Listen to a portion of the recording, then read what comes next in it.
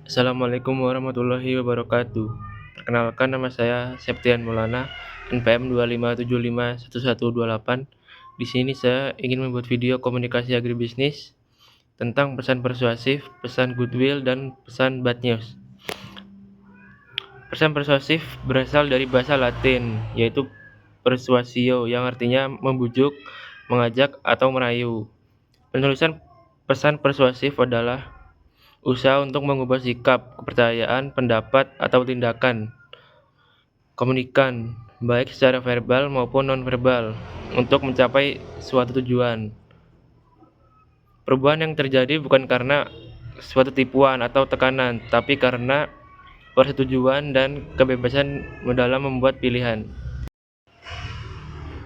Tujuan pesan persuasif. Tujuan utama, meminta komunikan melakukan sesuatu, menyediakan informasi yang cukup agar komunikan tahu apa yang harus dilakukan, menanggapi keberatan yang mungkin menunda suatu tindakan penting yang harus dilakukan, meminta komunikan bereaksi positif atau suatu permintaan. Tujuan sekundernya, membangun image baik persuader, membangun image baik organisasi persuader, mempererat hubungan baik antar persuader dan persuade, mengurangi atau menghilangkan korespondensi atas hal yang sama di masa depan.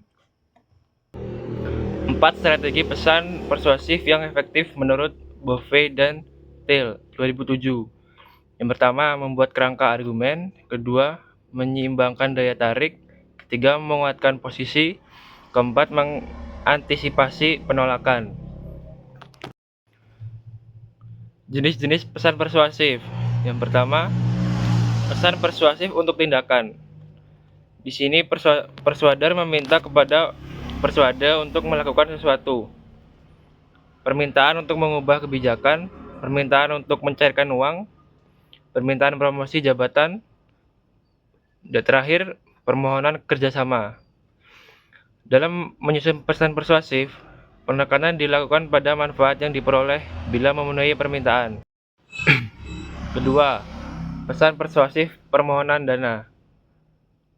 Ada 4 hal yang perlu diperhatikan dalam pesan persuasif permohonan bantuan dana, yaitu pertama, Anda harus mampu menjelaskan kebutuhan secara spesifik. Yang kedua, tunjukkan kepada pembaca betapa pentingnya donasi yang Anda sumbangkan kepada pihak lain. Ketiga, kemukakan secara jelas berapa jumlah donasi yang dibutuhkan. 4. Dan terakhir, jelaskan manfaat atau kegunaan donasi yang telah diberikan pembaca. Ketiga, pesan persuasif dalam penjualan.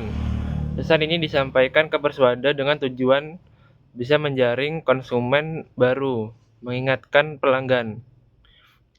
Pesan diorganisir dengan penekanan alasan kenapa suatu produk layak untuk menjadi pilihan. Membuat kerangka argumen. Menurut Bove dan Thiel 2007, umumnya pesan-pesan persuasif menggunakan 4 fase yang disebut AIDA model.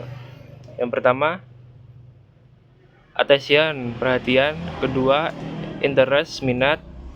Ketiga, desire, keinginan. Terakhir, action, tindakan. Model AIDA dapat digunakan untuk pendekatan langsung maupun tidak langsung. Menerapkan model AIDA pada pesan penjualan. Yang pertama, mulai dengan alat penarik perhatian. Kedua, menimbulkan minat dengan menjelaskan beberapa fitur unik dari produk atau jasa. Ketiga, meningkatkan keinginan dengan menyoroti manfaat yang paling menarik bagi audiens. Terakhir, ditutup dengan menyarankan tindakan yang Anda inginkan agar dilakukan oleh audiens. 2. Pesan positif, good news atau goodwill. Pesan positif adalah pesan-pesan bisnis yang memberikan kesan menyenangkan kepada pihak lain yang meliputi good news dan goodwill. Pengorganisasian permintaan pesan rutin dan positif menggunakan pendekatan langsung atau dedukatif. Good news. Pesan good news adalah surat yang menginformasikan kabar baik atau berita yang menyenangkan. Contoh good news tentang pekerjaan: kenaikan gaji, promosi jabatan, lamaran pekerjaan dikabulkan, dan tunjangan hari raya atau THR. Contoh good news tentang produk: pemberian diskon, layanan purna jual, garansi, dan persetujuan kredit. Goodwill: pesan dengan niat baik. Goodwill lebih menekankan pada upaya menjaga hubungan personal atau kekeluargaan dengan para relasi dan tidak mempunyai tujuan bisnis langsung. Contoh, ucapan selamat. Ini biasanya diberikan atas keberhasilan perusahaan atau individu. Penghargaan. Ini diberikan karena kemampuan perusahaan atau individu mencapai prestasi kerja tertentu. Ucapan duka cita. Ucapan duka cita ini dapat diberikan secara lisan ataupun tertulis. Ini menunjukkan perhatian dan rasa simpati perusahaan terhadap individu atau organisasi yang mengalami musibah. 3. Pesan bad news atau negatif. Pesan negatif atau buruk. Bad news adalah pesan yang mempunyai dampak kurang menyenangkan bagi audiens. Pesan negatif lazimnya disusun dengan pendekatan tidak langsung atau induktif, tetapi dapat juga dengan pendekatan langsung. Aneka ragam pesan negatif.